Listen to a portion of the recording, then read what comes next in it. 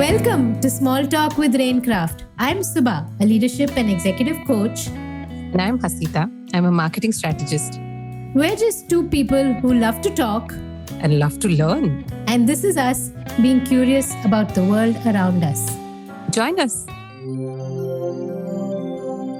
So Subha, it seems to be hiring season everywhere. Lots and lots of my friends are moving to different companies. They're all obviously very excited. Some of them are moving to new roles and new functions. Also, I think some of us are at that age where we are all becoming less execution folks and more managers and moving slightly up the corporate ladder, so to speak. Just recently, a friend of mine told me that he's moving all the way to Dubai to pick up a consulting gig, or rather, to frame it better, he's actually working for a consulting company. And who knows, maybe more Dubai trips in my future then.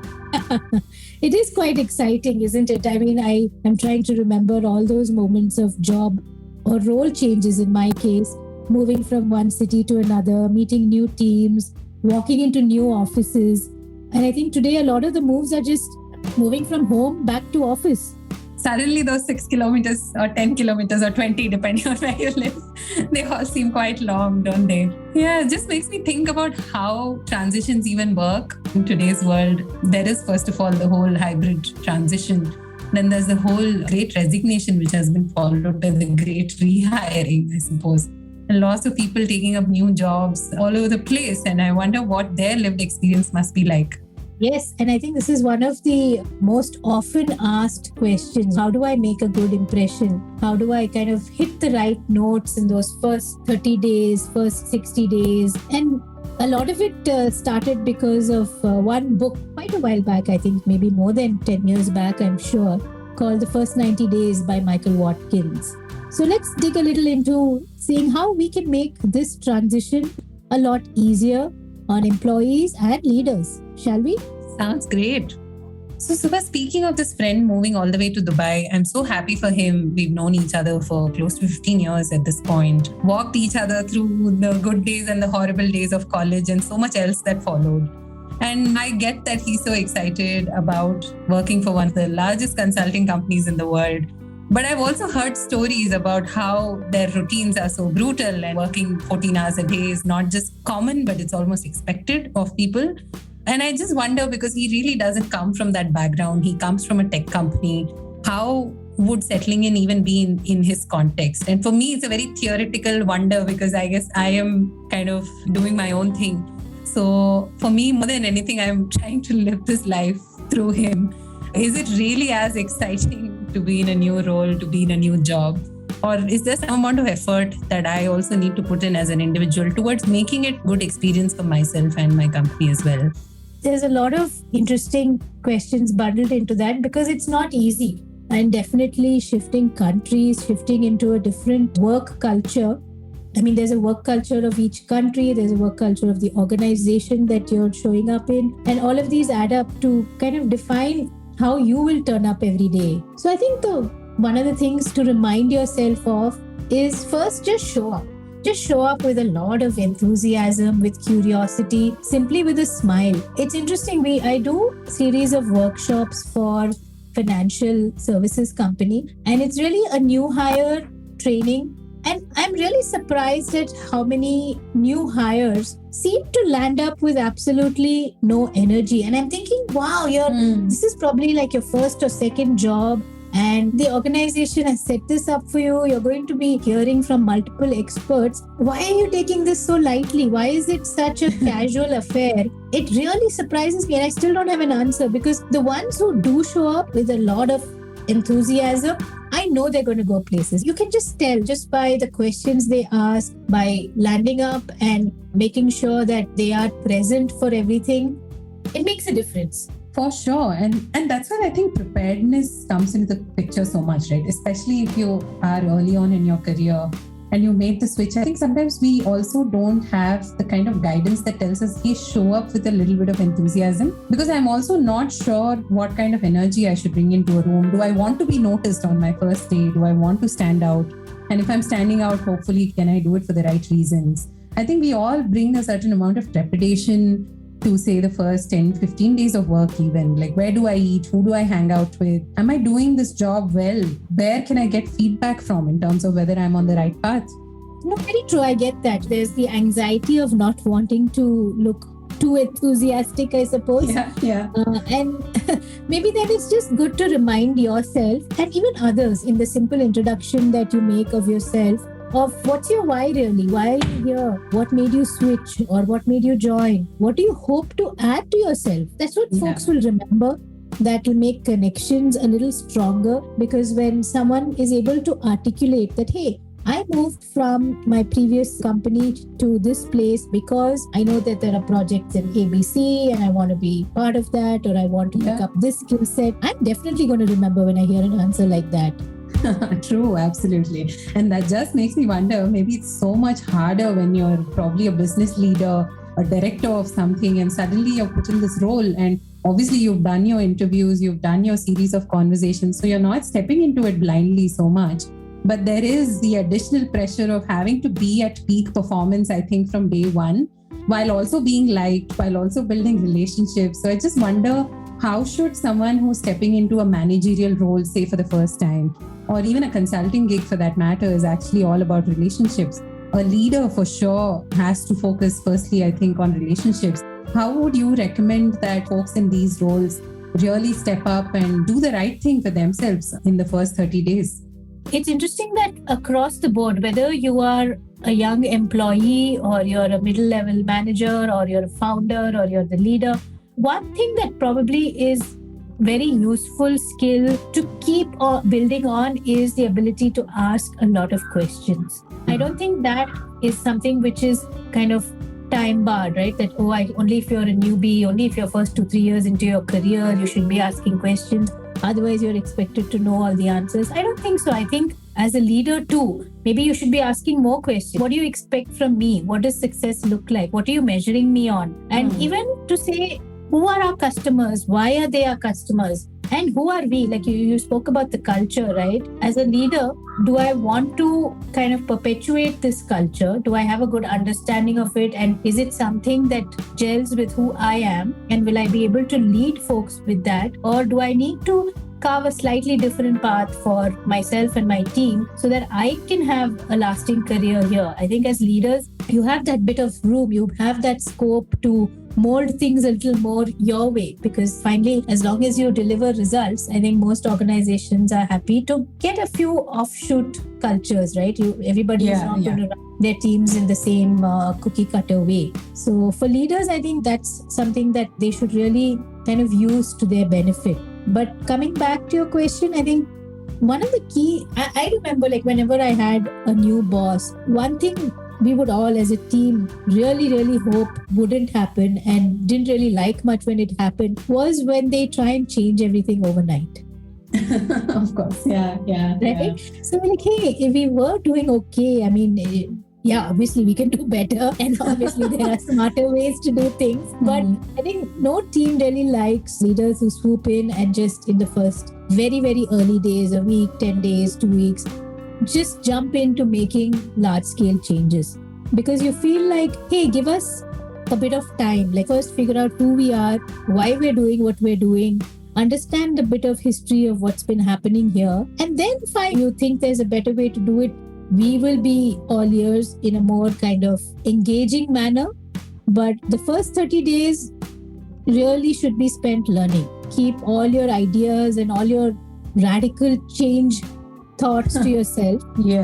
Just observe, get oriented, and don't be too directive. I think just make a lot of notes, and there'll be more than enough time to get your hands dirty and make things go your way. And actually, I think there's a nugget of wisdom in there in terms of just being curious and not judgmental, especially in the context of maybe slightly less mature organizations where the pace is probably higher, the hunger to get to point B, point C, and so on, and to mark all these growth metrics is probably much higher as well. Because I'm just thinking, if I were to be hired by a startup and just take the time out, not a very early stage startup obviously, but maybe with 10-15 employees already in place and I'm the leader, then I'm already battling this weird balance between, on the one hand, working with the people that exist in the system, while also bearing in mind that my growth targets are far nearer.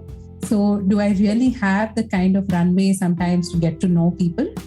So true. I think which really comes to, okay, what do you do after those first 30, 40 days, which you've spent kind of patiently asking questions and getting to know the workplace?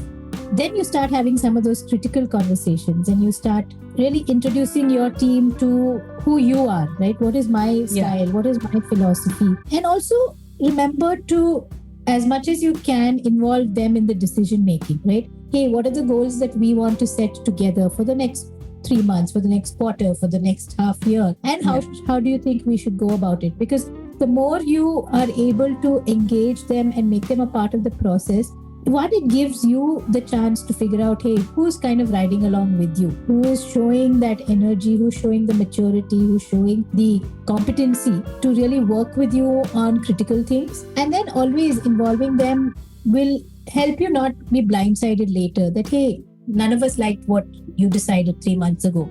Oh yeah, that's the worst. yeah, absolutely. So you're not really bulldozing, but at the same time, I think you are taking charge and the reins are very much in your hands. And I think that's, in a way, the definition of a leadership role is to be able to balance those things as well. But I do have a quick question, kind of going back to folks in very early stages of their careers. Because a lot of us, myself very much included, we had no clue what we wanted to do, say right after graduation or even several years down the line. Certain conclusions that we've come to are because of having experimented. So how does it work in the context, especially in the context of the whole great rehiring movement, if that's what it's being called? I have no idea. I'm sure people came up with something a little more catchy than that. Sure, there's a hashtag somewhere. If only we could look. But I'm just thinking for people who have moved, say, from the same function, the same role to a different one in a different company, purely from a place of a financial benefit. And that's a fair benefit to ask in today's times, especially with the uncertainty around. And literally, I mean, if the reason I have moved, at least the primary reason is that I knew I would be making more money, how then do I kind of bring a certain creative enthusiasm to what I essentially see as a very, very transactional and logical decision, right? And a good decision for myself. So how do I go about then finding the joy, so to speak, in some of this work, which I may or may not really be enjoying at this point in time? Totally. I think it comes back to the why that we touched upon earlier, that remind yourself, I think, on a daily basis that, did I come here for a specifically new skill set? Did I come here for just a change of scenery?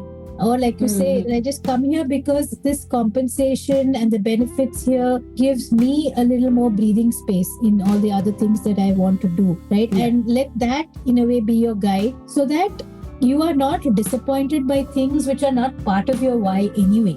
If I'm not learning something new, but I'm just kind of getting better or using or leveraging the skills that I already have and trying to make a good show of it at a higher pay, then reconcile with that. That's good enough. Acknowledge that. Yeah. And so then you're not disappointed that, hey, I'm kind of in the same industry. Okay, I've kind of moved from that tech park to this tech park, but nothing much has changed. Yeah. And that can be very demotivating on a daily basis. Yeah, I mean, why think about something that was not part of the plan in any case, right? I mean, just might as well enjoy the perks, which, I mean, fair enough, right? I mean, all of us have different reasons and motivations for doing what we do. And as long as those needs and motivators are being met, then I guess that's a fair trade. Correct. So then you're able to, whatever time you're going to spend here, you can make your plans accordingly, saying, hey, this works for me for the first year, but then I've got to start thinking about which projects I'm going to be on, which teams I'm going to work in, what skills I'm going to pick up. So at least you give yourself that space. And you don't have to be worried that, okay, from day one, I'm not kind of accelerating my career at a breakneck speed.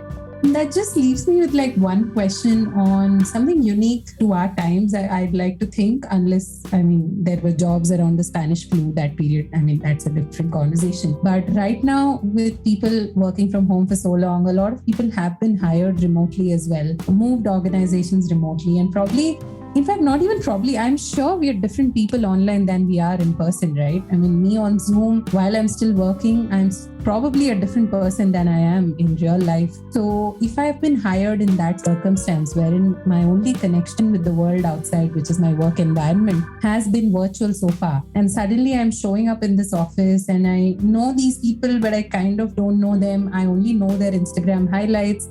I only know their Slack answers. And now suddenly I'm meeting whole people with an entire personality. So how do I integrate myself into a system like that? What aspects of myself should I bring to the table? What aspects of myself should I just leave for a later date? How does that even work? That's a tricky one. I think the easy answer and the answer that we always get is be authentic, be true to yourself, be who you are. And that largely is true, because trying to pretend is a very stressful game that you can't play for too long. So if you are somebody who is intrinsically not very fond of large groups at lunch and chit-chatting, then it doesn't have to suddenly overnight become your thing because you've been pushed into the office space. But I think the important bit is to keep your eyes and ears open and get a sense of how that behavior is serving you.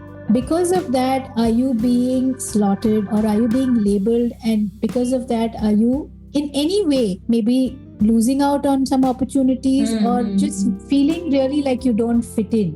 And that can be a kind of a reminder that, hey, maybe I need to step out of my comfort zone, do things a little differently because this place is a little different. But everything else kind of ticks all the boxes for me. The work I'm doing, the kind of people, the compensation, everything ticks the right boxes. So I should be making that bit of extra effort. I should at least give it a try. Because authenticity also means being able to kind of genuinely adapt to being able to read the signals, to read the room and then say, okay, now in this room, how do I be authentic? Yeah, in fact, I found a very interesting quote, I think again on Instagram the other day, about a question that is so philosophical in its largest, so to speak, which is who am I? And then the answer, the person who was making that recommendation basically said, answer that in specifics.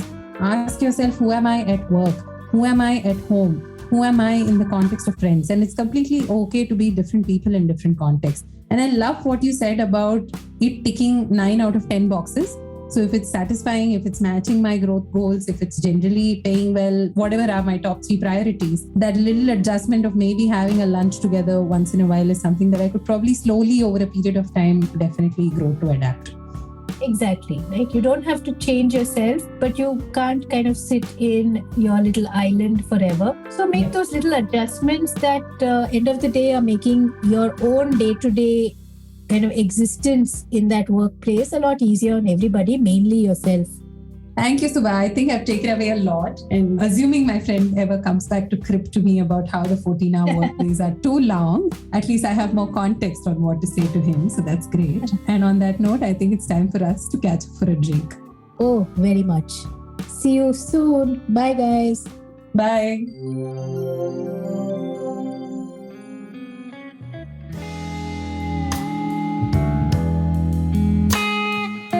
Thank you for listening till the very end. We hope you enjoyed the conversation. If you'd like to leave us a note about the episode, please do write in at connect@raincraft.in or drop us a voice message at speakpipe.com/raincraft. All the details about our guest today and how you can find us on social media are available in the show notes. So please do have a read and catch you next time.